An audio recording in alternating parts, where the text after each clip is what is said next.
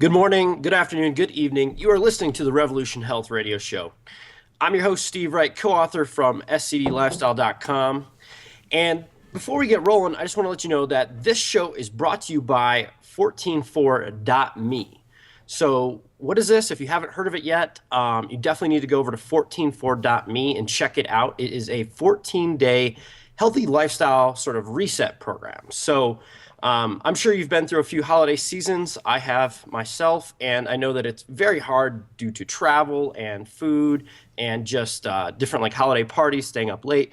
Typically, everything gets out of sorts for myself. My exercise routine, my sleep routine, even my food. I can fall off the wagon sometimes with all these healthy or not healthy treats sitting around the house. But anyways, going into January, 144.me might be something you might want to look into, where for 14 days, Chris has put together this amazing program where you focus in on stress, diet, movement, and sort of like your lifestyle and everything. So basically, you're going to hone in, and for 14 days, Chris Kresser is going to hold your hand as you move through resetting this portion of your lifestyle. And so if you've always kind of wondered how do you put all the pieces of the puzzle together, Chris went ahead and created this step-by-step program for you. So with me today on the podcast, as always, is Chris Kresser, integrative medical practitioner, healthy skeptic, and New York Times best-selling author. Good morning. Hey, Steve. I'm glad I'm here, and it's not somebody else on my podcast. That would be weird. All right. Well, we've got a red meat question today, and it doesn't matter how many red meat podcasts or articles I write, there will always be more red meat questions and more to say about red meat, because there's always a new attack against red meat with some new mechanism or new idea about how red meat's going to kill you. So long ago, I accepted that just the defense of red meat was just some part of my job description and something that I'll probably be doing until the day that I die. Hopefully not of a heart attack caused by eating too much red meat. So, some days, Chris, I'm just like, you know what? You're right. You should eat all of the poultry because I want all the red meat for myself. That's right. Just go ahead and take it from me. Yeah, because I don't know if you've been hearing about this, but there have been a few articles lately about peak chocolate. How the production of chocolate right now is not keeping up with demand, and that in 5 years' time we could be having a major chocolate shortage, which was some really, really bad news for me, at least. And I take responsibility for contributing, because they said that people who eat really dark chocolate are the biggest offenders, and that's definitely me. Gosh, Chris. Because it takes more cacao to make dark chocolate than it does to make those lame Hershey milk chocolate bars that have been the mainstay for many years. And then I read an article yesterday about peak olive oil. This now that people have gotten the message that saturated fat is bad for you and really switched over to olive oil as the main oil and cooking fat, that they're struggling to keep up with that. So, yeah. And then we got a butter shortage and a bacon shortage. Peak red meat is probably not going to happen anytime soon, given the prejudice against it. So I think you're safe, Steve. Whew. Okay. Well, before we get to the actual question, which isn't a charged topic for you at all, I can tell, did you have anything for breakfast this morning? I did. Actually, we made these plantain pancakes. So I finally wrote that post. I don't know if you saw it, about I did.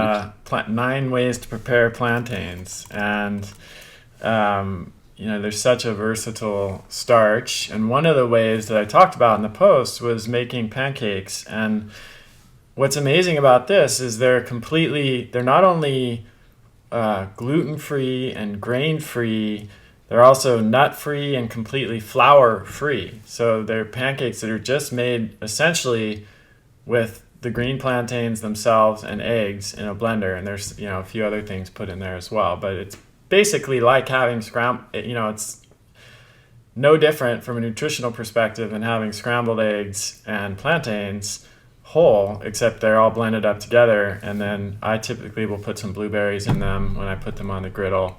And of course some butter. sometimes some fermented cream as well.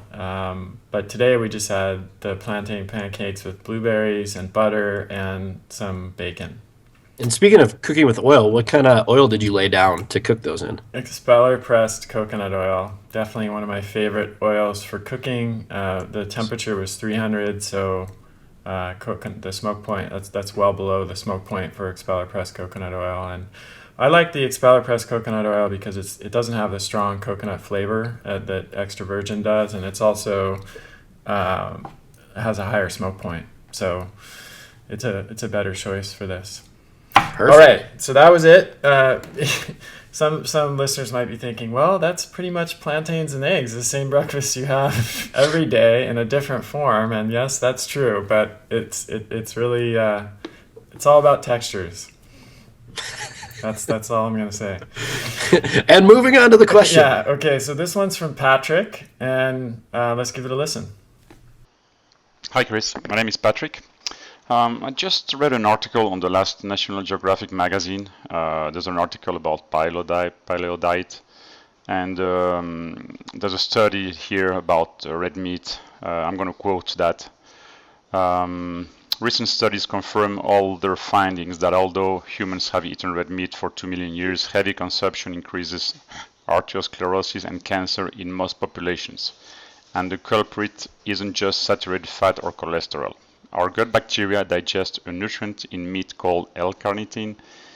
In one house studies, the digestions of L-carnitine boosted artery clogging plaque. Research also has shown that the human immune system attacks a sugar in red meat that's called new 5GC, causing inflammation. That's a low level in the young, but that eventually could cause cancer. It says red meat is great if you want to live to 45. Says Ajit Varki of the University of California, San Diego, lead author of the new 5GC study. What's going on there?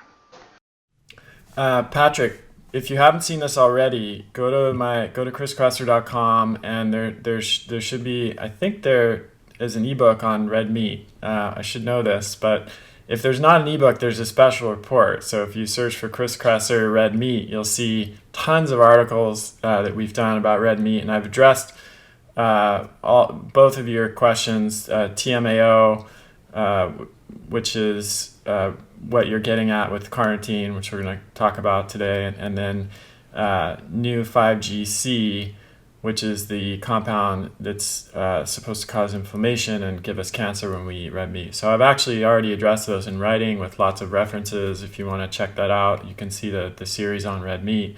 But we'll quickly, or maybe not so quickly, given that it's me we're talking about here, go through this stuff and get to the bottom of it. And we're not going to address everything about red meat because that would take several podcasts, and we've already done that. So we're just going to focus on these two issues, TMAO and new 5GC.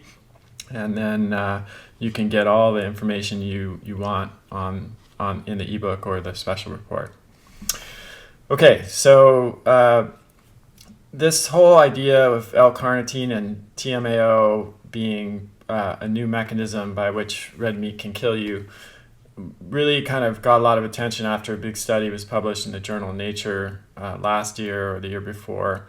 And the authors of that study had published previously a paper proposing that a chemical called TMAO, or trimethylamine N oxide, so we're going to call it TMAO for short, increases the risk of heart disease, or TMAO maybe. It's even easier to say. So in the study, the researchers hypothesized that eating red meat might increase levels of TMAO in the bloodstream, which would in turn ramp up your chances of having a heart attack. Okay? So the study that we're discussing here, the one in Nature, found that those who eat red meat produce TMAO, whereas vegans and vegetarians who hadn't eaten meat for at least a year do not produce TMAO. So on the surface, that sounds pretty damning for red meat, right? If you eat red meat, you produce more TMAO, and more TMAO means you get a heart attack. Okay. For sure. And the mechanism that the researchers argued was causing this is that eating red meat alters the gut flora in some way that predisposes towards producing TMAO. However, there's another explanation that I think is a lot more plausible, which is that people who eat red meat are engaging in unhealthy behaviors that have led to their gut flora being screwed up in the first place. And those could include eating fewer fruits and vegetables and less soluble fiber, fermentable fibers in general, eating more processed and refined flour, and eating more sugar and seed oils, industrial seed oils. And wouldn't you know it, we do have studies that show that the average person who eats more red meat, we're not talking about paleo dieters here, because that's not the average person, but the typical American who eats a lot of red meat also engages in those other behaviors that would be bad for the gut flora. And those those behaviors, each of them have been associated in separate studies with undesirable changes in the gut microbiota. So just to be clear, the Nature study was not the paleo diet versus vegetarian diet. No. It was your average standard American versus a vegetarian. Vegetarian and vegans, yeah. Perfect. You know what? That's a great sample group. These researchers are just Nature's going downhill, man. Nature is really going downhill. In other words, though, just to summarize as well, the problem is not the red meat. It's the gut bacteria. And there's several lines of evidence to support this. So number one, the red meat eaters in the study did not produce TMAO after taking a course of antibiotics. So it showed that if the antibiotics kill the unhealthy gut flora that's responsible for the TMAO production, and then you eat red meat, then you don't produce TMAO. So that clearly shows it's really about the gut flora. Second, it's supported by data indicating that a breakdown in the intestinal barrier, which occurs in dysbiosis and SIBO, can increase heart disease by elevating the number of circulating LDL particles in the bloodstream. And we've talked about that before, where essentially leaky gut leads the liver to produce more LDL particles because they have an antimicrobial effect. And then that increase in LDL particles can increase the risk of heart disease. But there's actually another more fundamental problem with this whole TMAO heart disease theory, and that is this. The evidence that links TMAO production to eating red meat and serum TMAO levels to heart disease is not as cut and dry as the authors of this paper suggest. So the Nature paper on TMAO had data from two studies. There was an epidemiological or observational study on humans, and then there was a clinical study on mice. Now, the human study compared one single vegan that they managed to convince to eat steak for this study to 5 representative meat eaters. So we're talking about a sample size of 6 people. Holy cow. With only one in the vegan group, and that's hardly adequate to draw firm conclusions from, right? And then the mouse study used a carnitine supplement. And it's well established in the scientific literature that free carnitine, like that you would get from taking carnitine supplements, increases TMAO production. But previous studies have not shown that eating carnitine-rich foods like red meat have that impact on TMAO. And, as we know, taking a single isolated nutrient in the form of a supplement can have profoundly different effects than eating that nutrient in the context of a whole food. And on the contrary, there was a study in 1999 that found that out of 46 different foods that were tested, including red meat, there was only one food that actually elevated TMAO levels in the human participants, and that food was seafood. Really? Yeah. And so I thought you were going to say kale. Seafood. And in fact, halibut generated 107 times as much TMAO or more TMAO as red meat. And this makes sense because trimethylamine, which is the precursor to TMAO, is naturally present in seafood. So you're eating the precursor to TMAO, you're going to see a large increase in TMAO production. So of course, Steve, that explains why fish consumption is so strongly associated with heart disease. It is. I've heard that the latest New York Times article. I'm just kidding. Not that, but wait a second. Fish consumption is strongly inversely associated with heart disease. And, oh my gosh, my head's exploding. So we would have to account for if TMAO is, this evil nutrient that causes heart disease, then why doesn't eating more fish cause a serious increase in heart attacks. So there's definitely something wrong with this story. Finally, even if it's true that people following a paleo diet rather than just the standard American crappy diet that screws up your gut flora have higher levels of TMAO than vegans and vegetarians, that's not proof that TMAO causes heart disease. This is one of these classic cases of correlation is not causation. You can see that people with heart disease have high levels of TMAO, but do we know that it's the TMAO causing the heart disease? Could it be the development of heart disease increases TMAO levels, or could it be that some other factor that led to these people getting heart disease also led to increased TMAO levels? In fact, Chris Masterjohn explored a number of those factors in a really long article he wrote about this. There are definitely genetic factors that contribute to higher TMAO levels. There are certain medications that contribute to that. Race makes a difference. What race you are determines in some part your TMAO levels, which of course is tied to genetics.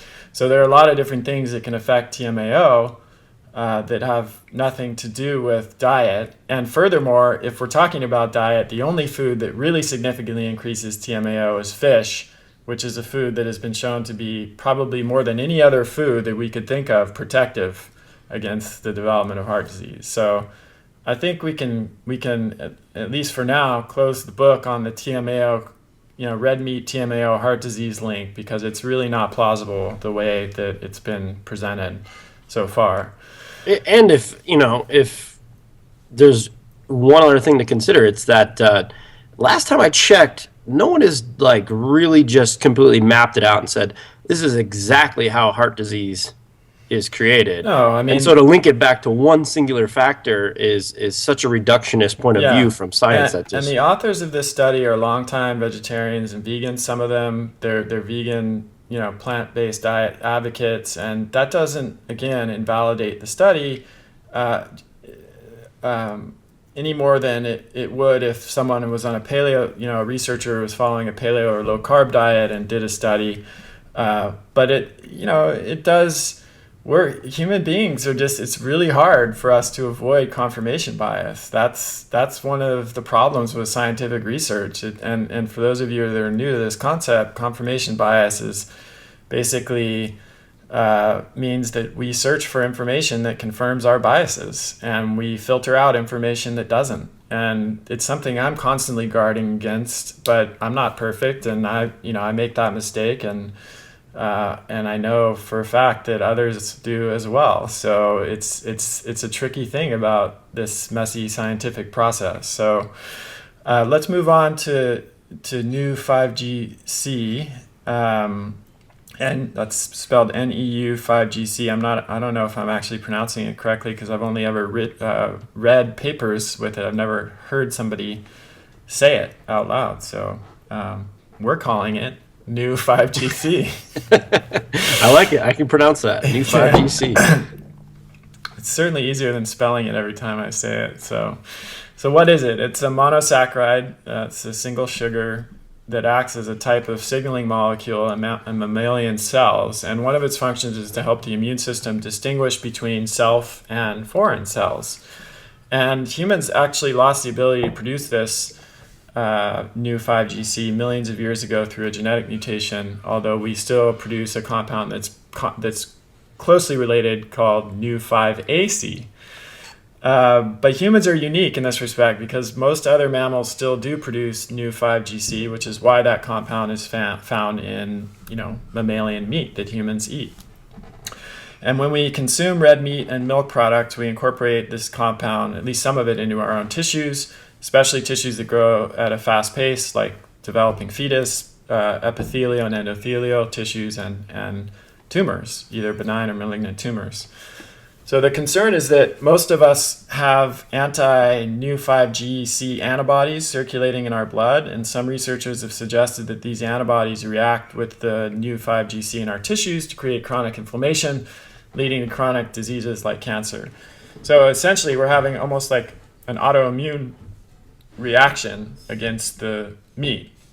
And through molecular mimicry, because we have some of these some of these the new 5-GC in our tissues, then that, in a similar way to gluten intolerance, we're getting this attack against our own tissues, not just the new 5-GC in the meat itself. The problem with this hypothesis is that researchers are nowhere near proving it. It's a theory, certainly interesting theory, but there's the research is at the very earliest stages, and we need studies to confirm or refute these hypotheses. And most of the studies that have been done, if you actually read the full text of the paper, acknowledge that. At this point, they say these results are preliminary. We need lots of more research. It would be irresponsible to draw conclusions from this. But of course, the media does not pick up on that nuance. The media does not like nuance. Did they ever read the whole study, or is it just the abstract? I'm not sure. I mean, I think it's a pretty rare science reporter these days that reads and understands the full text of the study before they write. Most people are just taking stuff off the wire, it seems like to me. And like I said, nuance doesn't sell. It's black and white, sensational stuff. That's what generates clicks, and the clicks are what generate the ad dollars, and that's, unfortunately, that's how it goes. Mm-hmm. So yeah, any role in chronic inflammation that new 5-GC might have is still speculative. But when you see these articles that cite this research, they neglect to acknowledge that limitation. And whenever we talk about a new theory like this is where the evolutionary lens, once again, comes in so handy. We talk about this on almost every show. The beauty of evolutionary or ancestral perspective on health and illness is that it can resolve conflicts that we see in modern clinical research, where this is a great example. So or in a situation where you have some studies that say one thing and other studies that say the exact opposite, it's not clear from looking at the body of modern clinical evidence that we have what the answer might be. Then we can look at the anthropological record, evolutionary biology, archaeological record, and we can see if that sheds additional light on the question. So for example, in this case, if we have the idea that red meat causes inflammation and chronic modern disease, then we would expect to see inflammation and chronic modern disease in populations traditionally that have eaten a lot of red meat, right? Pretty simple and straightforward. Don't need to be a rocket scientist to figure that out. Well, when we look at traditional diets, there are cultures like the Maasai, who we've discussed before in East Africa, that in fact ate a diet that essentially you couldn't design a diet higher in new 5-GC, because their diet consisted mostly of meat, red meat, blood, and milk from the animals that they raised. They raise cows. They're like a pastoralist culture, and they eat mostly cow parts, the meat, the milk, and the blood, and they're all high in new 5-GC. So we'd expect the Maasai to have diabetes, heart disease, autoimmune disease, allergies, asthma, all these chronic inflammatory diseases, cancer, out of control cancer and tumor growth. That's not what we see at all. In fact, those diseases are practically non-existent in the Maasai people. So either you have to come up with some magical protective mechanism that these Maasai have that nobody else has, that prevents them from getting chronic disease when they eat so much of new 5-GC, or we have to seriously question this theory that new 5-GC is a problem. Because if you see examples of cultures that are eating red meat and don't have these conditions that you would expect with chronic inflammation, then that's a serious hole in the theory. And again, this is where the evolutionary perspective can be so helpful. It can also be helpful when you're looking at, like I said, modern evidence that's somewhat conflicting. So let's talk about the data on red meat and mortality, the overall risk of death. So when you study the research on this topic, you find that the intake of fresh red meat, so red meat that hasn't been processed, smoked, just fresh red meat, it's inconsistently associated with higher cardiovascular disease risk. So in other words, some studies say it is associated and other studies say it's not associated. And if there is any effect, even in the studies that say it is, the effect size is really small. But when we look at, once again, the anthropological record and see evidence of cultures who ate a lot of red meat and didn't have heart disease, or heart disease was practically non-existent, that's another piece of evidence in this puzzle suggesting that it's not red meat, but it may be something else that people who eat more red meat on average are doing that's contributing to this increased risk. And this is known as the healthy user bias, and it's the scientific way of explaining the phenomenon we've been talking about, where people that engage in one behavior that's perceived as healthy, whether it is or not, are more likely to engage in other behaviors that are healthy. And of course, the flip side of that is also true. Those that engage in behaviors that are perceived to be unhealthy, like eating red meat, which has been demonized for so many years, are more likely to smoke cigarettes, not exercise, not eat fruits and vegetables, eat lots of processed and refined flour, drink too much, etc. And good studies will, of course, attempt to control for at least some of these factors, but there's no way that they can control for all of them. And some of them they haven't even tried to control for, which is like the gut microbiome, for example. What's the status of the gut microbiome of people who are eating these things? So, man, wouldn't it be shocking if they actually bought into that idea and started recruiting, for instance, a vegetarian that exercises and a red meat eater who exercises? The closest study I've seen to that was, and I think we've talked about it before, it was pretty ingenious. They just studied people who shop at health food stores. And then which, it doesn't guarantee that they're all health conscious, but they're health conscious enough to be shopping at a health food store. And then they separated them into vegetarians and vegans and meat eaters or omnivores, and they found there was no difference in mortality between those two groups at all. So I'd love to see more studies like that. Whether we will or not comes down in large part to who's going to fund those studies, and maybe with some of the crowdsourced trends that are happening in science now that would be possible. But anyways, I'm going to stop there. We could go on and on about red meat, but I hope we've addressed Patrick's main questions, which are related to TMAO and new 5GC. And, I for one, eat plenty of red meat. I think there are some potential concerns with red meat. People who have hemochromatosis or a tendency to store too much iron might need to be careful with red meat. And I think charring red meat at high temperatures often is probably not a good idea, because there's some fairly compelling research suggesting that can produce carcinogenic compounds. So cooking methods probably do matter. And, eating a diverse diet includes seafood and poultry, and red meat is probably a good idea.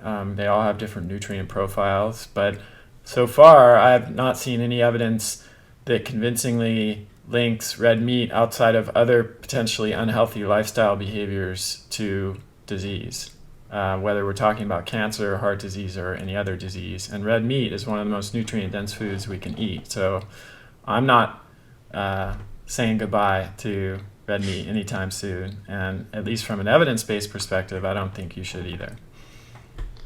I would have to agree. Plus, it's delicious. Yeah, I was gonna say, I think a good steak is just too delicious. Yeah, well, Chris, I think this is a great slow cooked brisket. Some of the cuts that you can throw in the slow cooker are just amazing after they've been cooked for a long time. So true. Yeah, so true. It can't taste that good and be bad for us.